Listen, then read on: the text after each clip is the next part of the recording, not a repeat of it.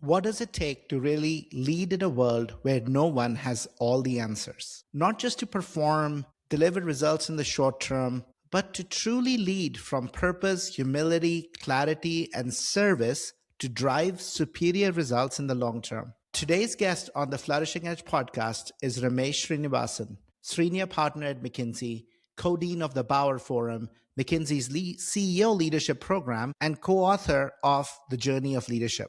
Ramesh has spent more than 3 decades advising some of the world's most senior leaders. But what makes his work so powerful is his focus on the inner life of the leader. The crucible moments that shape us, the values that steady us, the fears we must learn to carry without letting them drive us. In this conversation, we explored why great leaders need a to be list, not just a to do list. Why humility, vulnerability, truth telling, and fearless learning matter more than ever. And how leaders can truly metabolize stress, stay grounded in purpose, and become a force for good in a world filled with strain and uncertainty. Welcome to The Flourishing Edge, the podcast where we share weekly tips on making flourishing your competitive edge. I'm Ashish Kothari, your host, and each week we'll dive deep with flourishing experts, change makers, and executives to share best practices that can help you unlock higher performance through science-based interventions. Let's step together into the edge of what's possible and live, work, and lead with more joy, health, love, and meaning. Ramesh, welcome to the Flourishing Edge podcast. You have spent over 3 decades advising some of the world's most senior leaders, helping CEOs navigate transition, uncertainty, growth.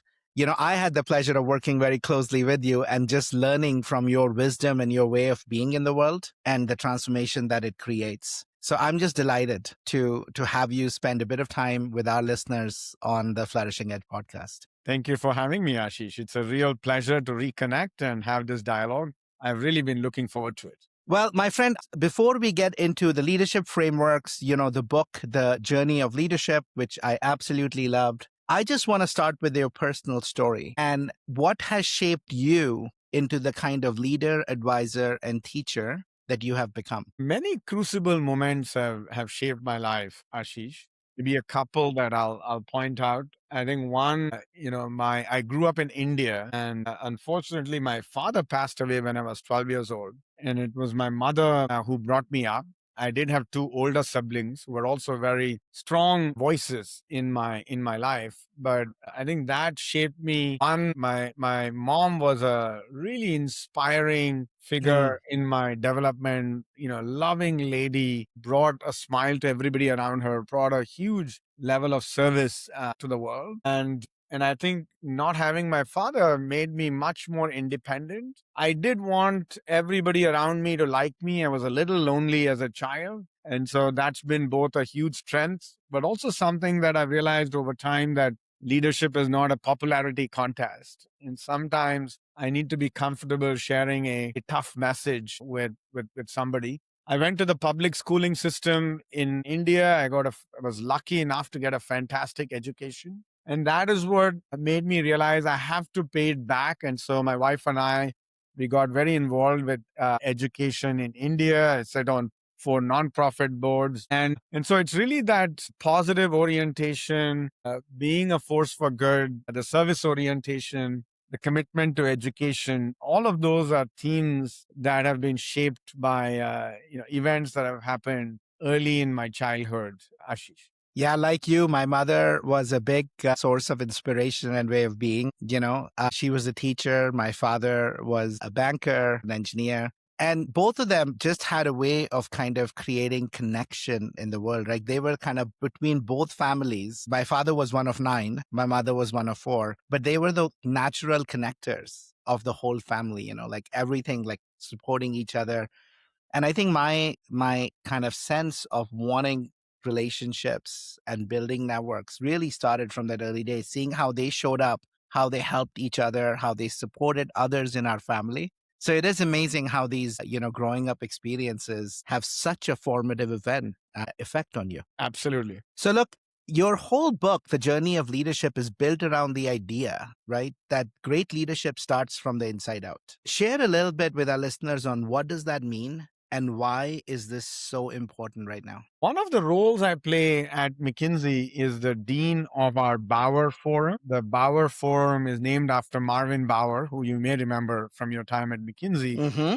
led McKinsey for a long period of time. And the Bauer Forum is our CEO leadership program. And we've had 700 CEOs who have gone through the Bauer Forum. And we felt we had a unique data set that we could bring to the world. And so the book was an effort to go back and re-interview people who have been participants, faculty at the Bauer Forum, but also, some of the wider work that we do with leaders at McKinsey. And coming out of that, we observed that these leaders, successful leaders, spend a lot of time reflecting on their own why. Why do they do what they do? And use that understanding to inspire teams and inspire change in the world. Our thesis in this book is that successful leaders spend less time telling people what to do. And in a world where the geopolitics and the technology disruptions are so high, almost by definition, me as a leader cannot have answers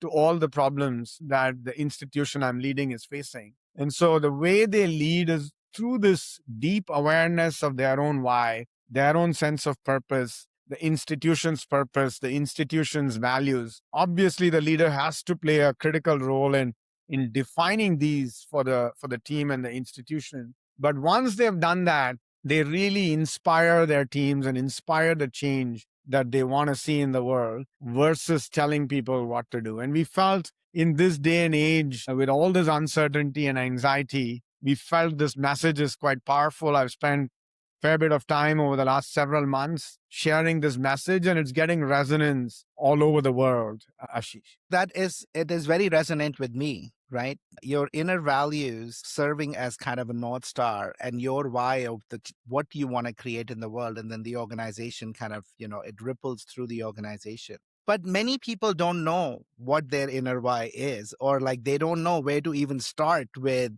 any amount of inner work or self-awareness. So Ramesh, what did you find were some ways where some approaches that leaders used to actually discover and get back in touch with their true values and how they and the kind of leader they wanted to be in the world and the change they wanted to see? A great question, Ashish.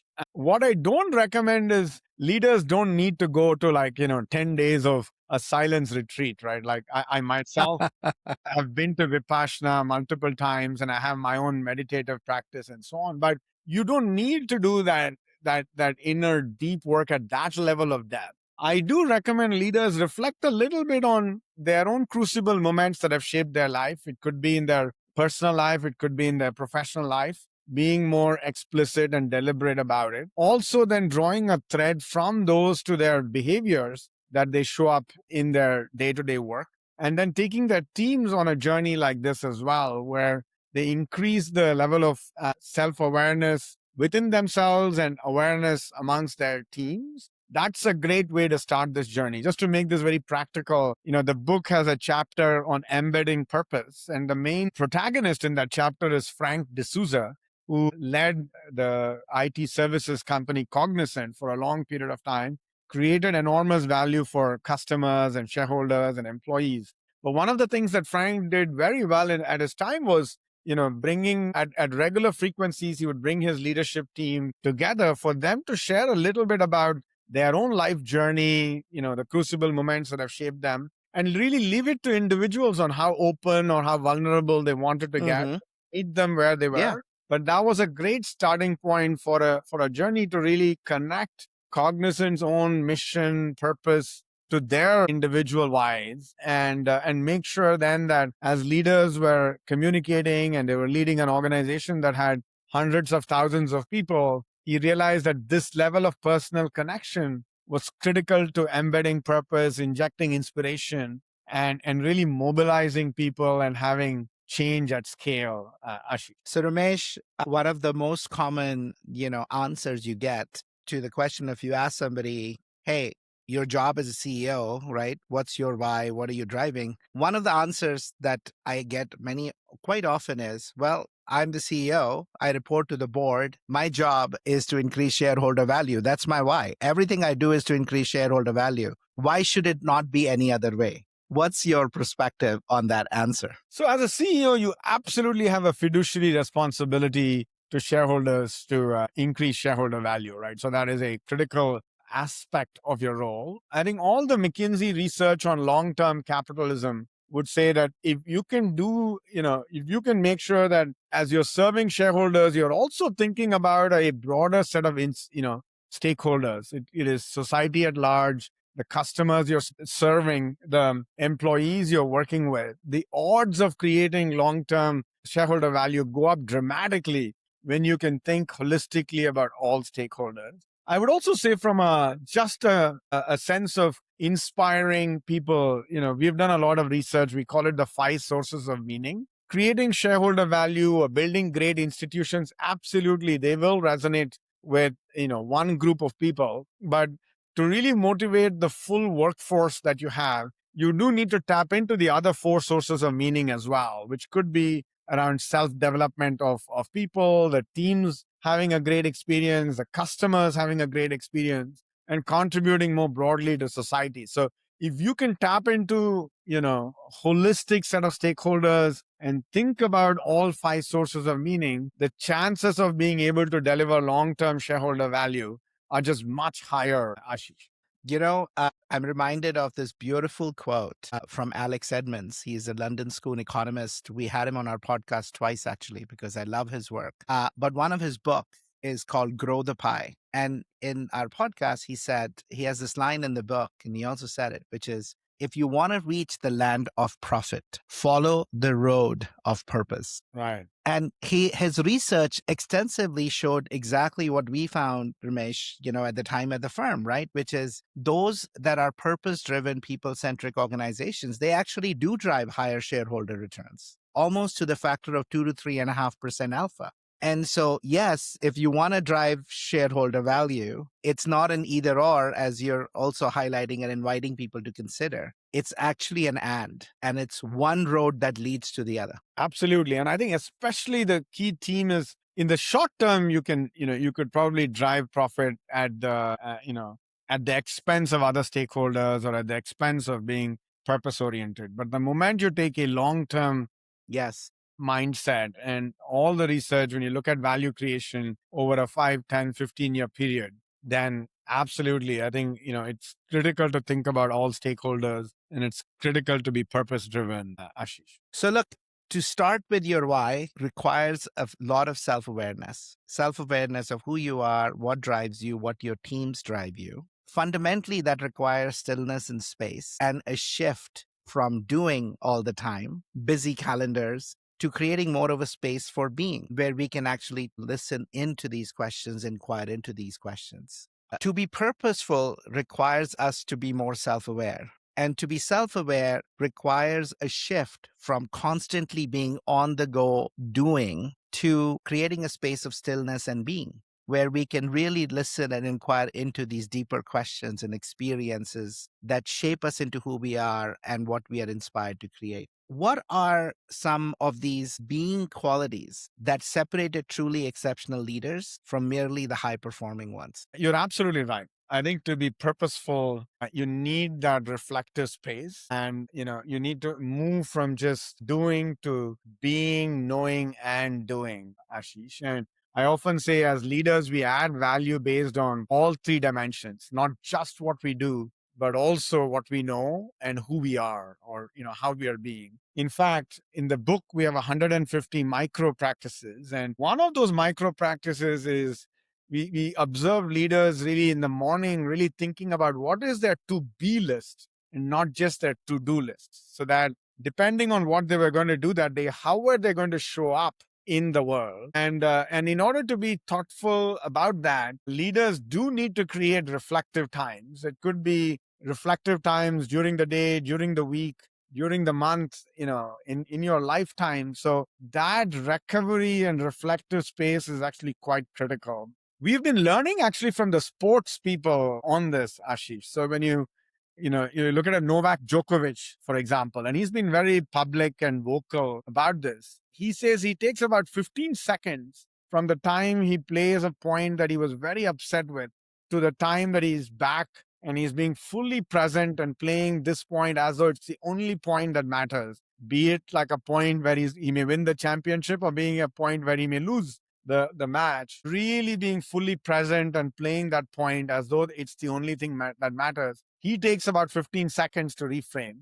We as business leaders, we don't need to be in like that level of agility, but we do need to reframe and like take the time, especially back to this world of so much disruption, so much where it's an interconnected world. The practices to really shift and come back to the present are very, very critical. And it could be as simple a micro practice as just like a reflection time in the calendar a few times a day where I think about my own to be list for the day. It could be working with a leadership coach or a personal advisory board. That's another mechanism that we observe these leaders do. Or it could be more conscious time where once a week or once a month, taking the time with a team to really step back and think about, how am I showing up in the world and how do I want to evolve that? Whatever be the mechanism, we observe these leaders creating a little bit of that safe space with some set of people that they trust that allows them to really marry the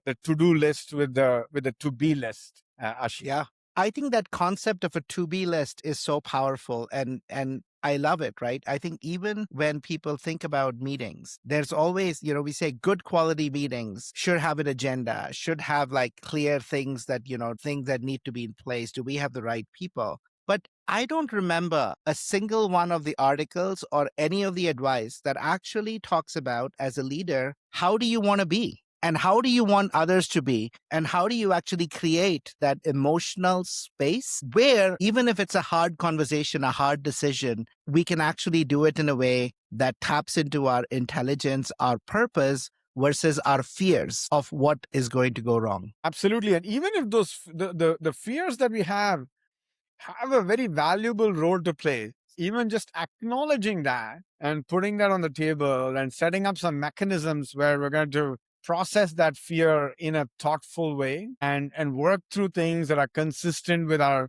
purpose, the institution's purpose, values becomes quite critical, Ashish. We had another conversation quite recently with Sophie, who teaches at Oxford, and she talked about how the inner state of the leader, how you show up, actually had such a big effect, right? So this notion of we can either put the whole room in below the line reactive behaviors because we are feeling nervous and we are feeling anxious and that's kind of rippling through. Or we can actually, regardless of where people are, actually shift ourselves. We can make fear the object and choose to operate more of a creative state of looking at the fear, what it's trying to teach it, but not letting it handicap us and rob us of our creativity, our innovation, our connection, and kind of the long-term bigger game that we are trying to play in the world. Exactly. So I think I love this idea of a to-be list. And I think it's definitely one of the things that I'm going to have my clients literally look through what are the 3 biggest meetings and decide how you want to show up as much as what do you want to accomplish and see what it unlocks for them. So I want to shift a little bit and I want to talk a little bit about, this period where we're living in. You alluded to it, Ramesh, earlier. It is truly a period of extraordinary strain. The AI disruption, the geopolitical uncertainty, burnout, disengagement, distrust, all of this is in the water, right? It's in the water organizationally, it's in the water individually. It doesn't matter what layer in the organization you are. What does this moment demand from leaders more than ever that any other previous era demanded? Yeah, it goes back to what we've described in the book. This notion of like, what is my why? Why do I do what I do? And using that to inspire teams and inspire the change that I want to see in the world. We've turned that into a set of behaviors, 12 behaviors, and a set of 150 micro practices. We won't have time to explore every one of those dimensions, but maybe I'll touch on one or two. Please. Chapter 1 of our book is all about humility. You're not the smartest person in the room. So it requires leaders to really set that ground rule that allows people to really open up, challenge them, and make sure that creative answers can emerge to questions that they're posing in the world. The other one that I'll highlight is vulnerability. Mm, Critical dimension is for leaders to be able to say when they don't know the answer to a question, how do they honestly say that they don't know the answer? One of the leaders we have in the book who embodies both these qualities is Michael Fisher. Michael was the CEO of Cincinnati Children's Hospital. He has been participant in the Bauer Forum. He's come back as faculty in the Bauer Forum. And Michael led the hospital during COVID when hospital CEOs and leaders and leadership teams had to make tough choices and things were very dynamic. And Michael was obviously he had to be very clear on the purpose, the values, the importance of quality, and all of that. And Michael is a very, very strong leader in that respect. And yet, when there was a question for which there was no clear scientific answer, he would be very comfortable saying, hey, we don't know the answer to this question. And let's all brainstorm what's the best approach we should take at this point until we get future data. And then we'll pivot and we'll be comfortable with that. So really the humility and vulnerability are two qualities on the inner leadership that I wanted to highlight. And maybe two qualities on leading from the outside that I'd highlight. yeah. One is this notion of truth telling. How do you get people to speak up the truth? I think as you get more and more senior, people often almost hide the truth from the leadership team. So how do you set up a system where you expect people to come and share the truth with you? We have a story of a media company CEO in that chapter. And then linked to that is this notion of fearless learning. How do we learn from every conversation? So Ashish, you may remember from your time at McKinsey, the whole asking, giving, receiving feedback. How do you do that from a spirit of learning, a spirit of love, so that like you're really helping people grow each time? So just a warning for you, we'll finish this podcast and I'd love feedback from you on, what did I do well and, how can I improve? That's just like a micro practice that really helps leaders grow, but also institutions learn so that like even after a successful project, there is a retro that people can do to see how can they improve. In the book, we have the story of Admiral Eric Olson, who spent 40 years with the US Navy. He was a Navy SEAL himself. And they would always do a retro, even if an operation went well. They would then step back and say, what did we learn from that? How could we do better? And do better, not just from a technical standpoint, but also from a culture capability standpoint, so that the institution can get better over time. So really, those two qualities around truth telling and fearless learning, I wanted to highlight. And you can see some of the micro practices already in what I'm Yeah. describing, Ashish. Yeah, it's very powerful, right? In fact, I would even say I love that you call it fearless learning, but I don't think I've ever learned unless I felt fearless. Right, right. Yeah. Right? Most organizations want to be learning organizations. They want to do safe to fail experiments, but but failure is not tolerated. Right, right. And so, I love it that you explicitly call fearless to call out the fact that, yes, you want people to learn, but you're not creating those conditions where they can be fearless. And so I want to go there next, Ramesh, and say, so let's say you say, okay, I get it. How do I go about it? How do I create an environment where people can learn fearlessly? Yeah, it's a great question. And I think, the book explores some of this, but there's a lot of broader research as well. Amy Edmondson's work on psychological safety in teams, is one critical dimension. I think the leaders themselves role modeling this notion of asking for feedback. When you ask for feedback and then you're given feedback, it tends to be 10 times more effective. And to make this culture of asking for feedback, when the leader asks for feedback and role models that behavior, then there's a high chance that everybody around them also then asks for feedback. So that's like a critical micro practice that I love that. and then beyond that, all the incentive systems, how do you then make it okay to fail, celebrating failures if done with the right spirit? I've heard the story of a leading bank in Asia where there was a huge issue in their technology rollout, but the CEO, everybody told the CEO to fire the chief digital officer. And he said, no, he has done everything in the right way. The process, the approach that they did was all like spot on. And so he decided that, this was a genuine mistake that resulted in a big issue for them. And therefore, it's a great learning experience. And that was a signal that he was giving to the system. So I think some of these qualities around role modeling the right behavior, incentivizing, setting up the right incentives so that it's okay to make mistakes, but setting an expectation that you have to learn from those mistakes, and then teaching people the right skills as well. So that often, I've found that people don't have a culture of fearless learning because they don't know how. So teaching people how to ask for feedback, receive feedback, give feedback, all of those become important dimensions. And then overall, like a narrative or a story around it. You may remember the influence model that we often talk about. Yes. So it's really those are the dimensions I see, Ashish, to help a system evolve in this direction. One of my clients instituted what are called Failure Fridays, where they Right. actually actively invite people to share failures and learnings Yeah. as a way to say, hey, it's okay to fail, right? And it was started actually by the leader who himself talked about a failure and what they learned from it. And look, I love that, you mentioned Amy Edmondson's work, right? It was, and I still remember the kind of starting point of our own journey into psychological safety, which was this NICU, where the highest Yeah. performing NICU actually had both highest number of reported failures and successes because they learned from it, whereas many others had low failures and low success. And the answer isn't that they had lower failures, it just they didn't report it. Right. Right. So I love this notion of like, how do you celebrate failures? How do you tell? You mentioned vulnerability. Now that's a space that many leaders feel like, I'm a leader. How am I being a leader if people expect me to know the answers? I cannot be vulnerable. So talk to me a little bit, Ramesh, about what most leaders get wrong about vulnerability, as When we afraid as they are to be vulnerable.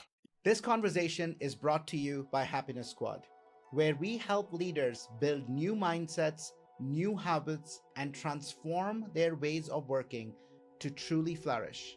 If you're ready to unleash the untapped human potential in your organization and operate at your best, come visit us at happiness.squad.com and start your journey today. when we talk about vulnerability, what we're not recommending is, if an institution is in crisis, if a leader goes in and says, we're in a crisis, I have no clue what we should be doing, I would say, you should probably fire that leader, right? Like, they're not ready for that role and responsibility. So the idea of vulnerability, it's really about being clear about when, how, and where am I being vulnerable, with whom am I being vulnerable. So there's a lot of thoughtfulness and judgment on the vulnerability topic.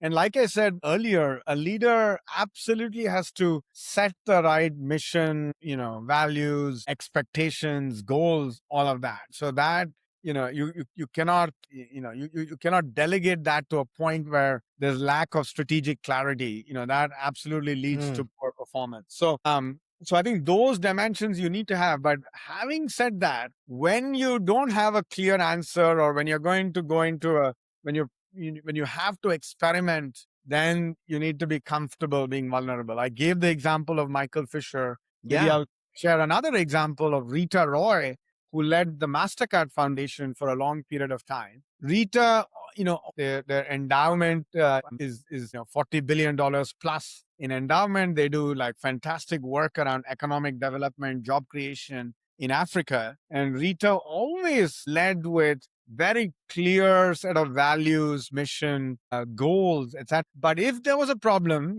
for example, how to create digital jobs and digital jobs for women in Kenya, as just an example, almost by definition, you have to experiment. And when she would meet with nonprofit partners or the government or her own team, she would be very clear to say, hey, we need to experiment. And we're going to try out a couple of different ways, and then we'll see what works. Some might work, some might fail, and then we'll learn and we'll scale what works. So as a leader, you need to be able to come into those moments and be very clear on the values and the mission and expectations, etc. One of the micro practices is Rita would always make sure that a meeting has a clear outcome, etc., but then really wait for everybody else to speak and then share her ideas with the group. And then, that would allow everybody to have the psychological safety, share their ideas. Because often as a leader, if I give my direction or my hypothesis, there's a very high likelihood, especially if you're a respected leader, that everybody starts following that direction. So part of this is like, how do you create that environment where everybody is excited to speak up, shares their ideas, and then there is like a clear path forward. You share your own ideas as well. And then if there is no clear direction, or if there is like a tie that needs to be broken, you as a leader, you cannot delegate that. But beyond that, really allowing the team to come up with ideas, being open about where are we going to do some experiments. I think that is what we talk about when we frame the concept of vulnerability. Some people like the word authenticity as a kind of close cousin to vulnerability. I can see that as well. So I think part of this is also, if when a leader is thinking about going on the vulnerability journey, I tell them, don't take the biggest crazy vulnerable move you can make, but pick something that you're slightly uncomfortable with. Be a little more vulnerable than what you would have otherwise been, so that you're being authentic to yourself. And then if that works, double down. If that doesn't work, then get some feedback, do a retro, and then you can pivot and set your own tone for openness to ideas, experimentation, so that the institution can become stronger than any individual leader. Ashish.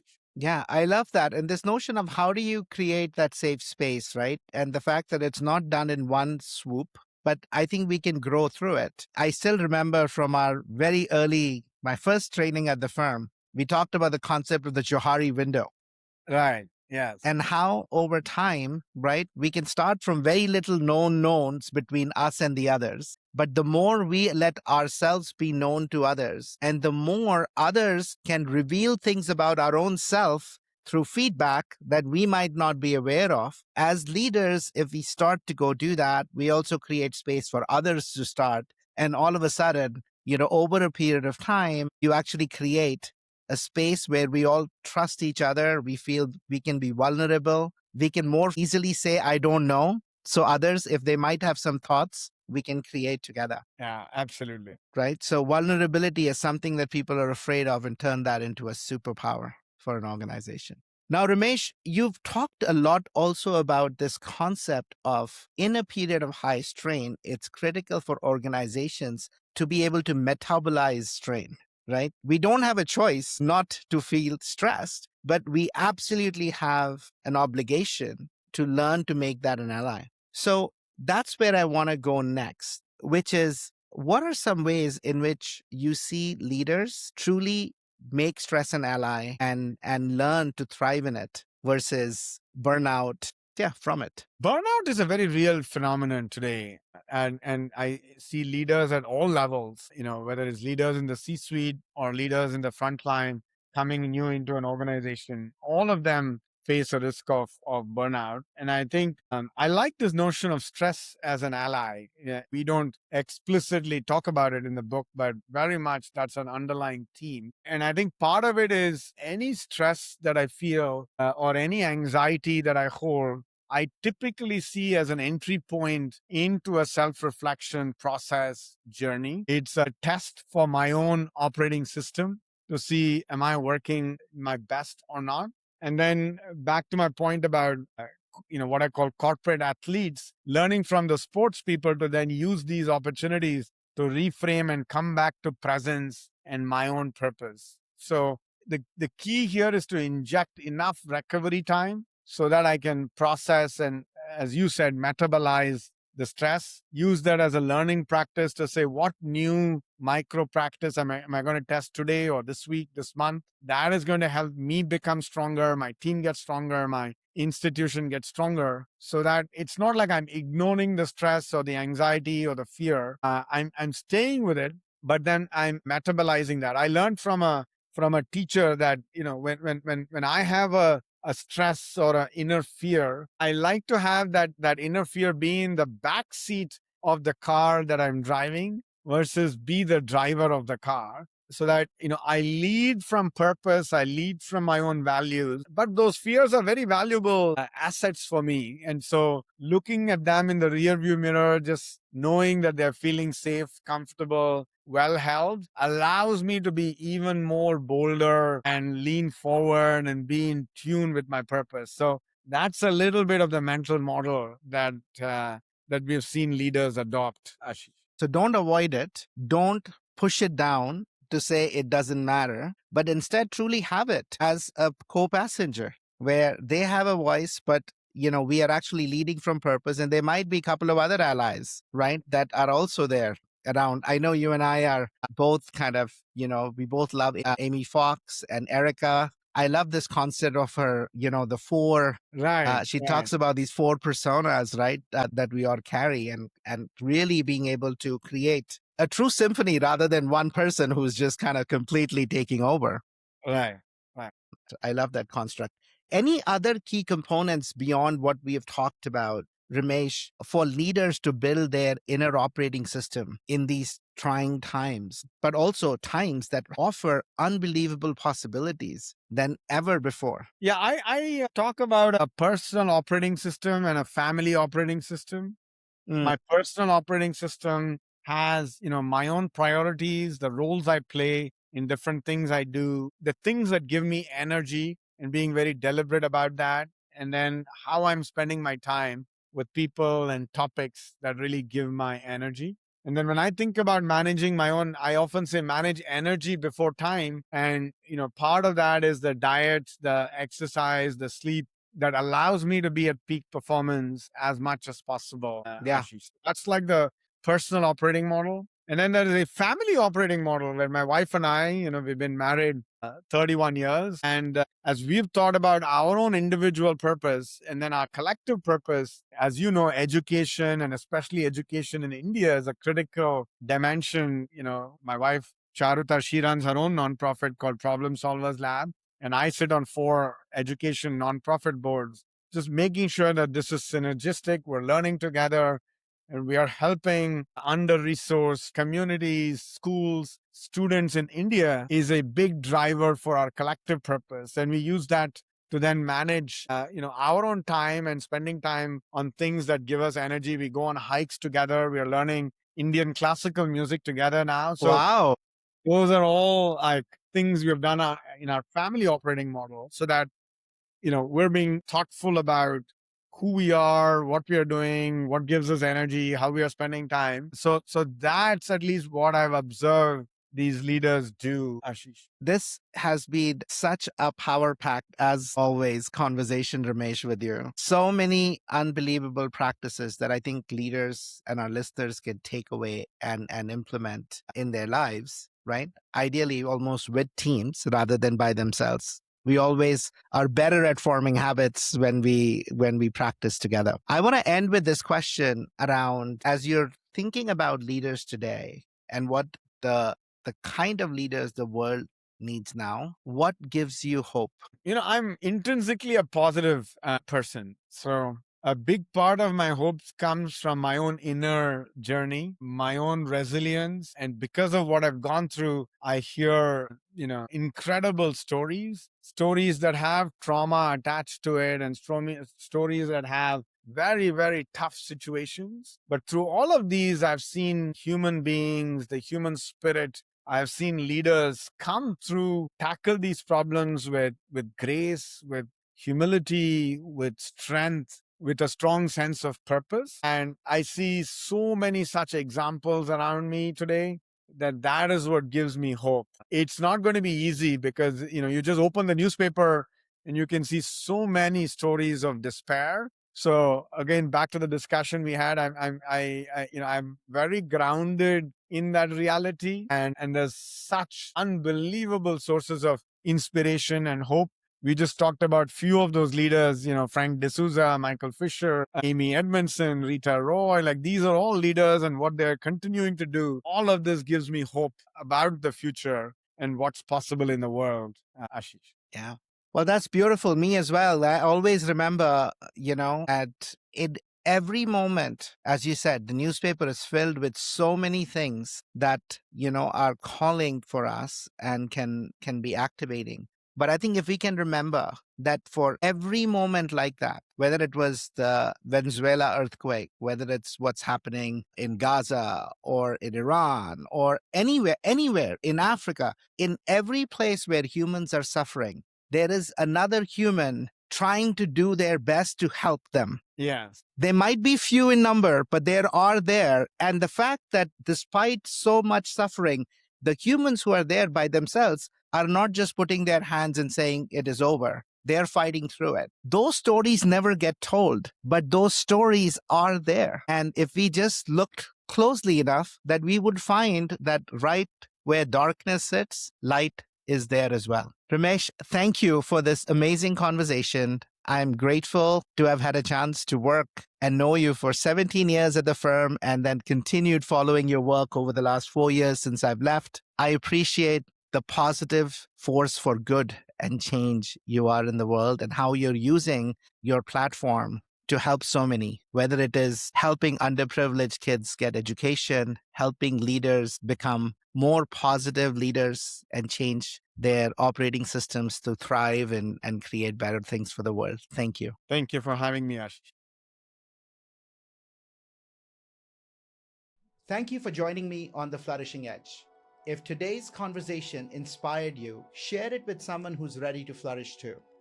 Subscribe, leave a review, and stay connected for more tools to achieve breakthrough performance through flourishing. Until next time, keep learning, practicing, and growing into your fullest potential.